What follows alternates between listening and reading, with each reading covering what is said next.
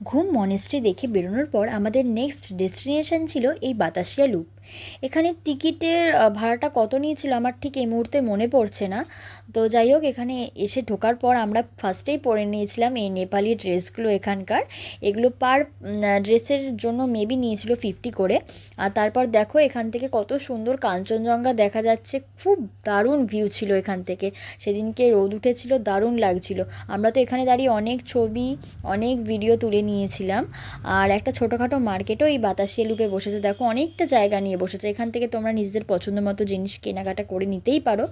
এতদিন ধরে ভিডিওস ফটোসে মানে অন্য কেউ গেছিলো সেখান থেকে অনেক ভিডিও দেখেছি ইউটিউব গুগল থেকে, বাট আজকে সামনাসামনি এসে এই জিনিসগুলো দেখতে পেরে মনের মধ্যে তো একটা আলাদাই অনুভূতি হচ্ছিল তখন।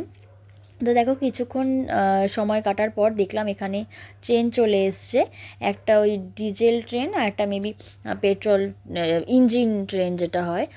তো পরপর দুটো ট্রেন একদম এসে গেছিলো, দেখতে তো খুব ভালো লাগছিলো।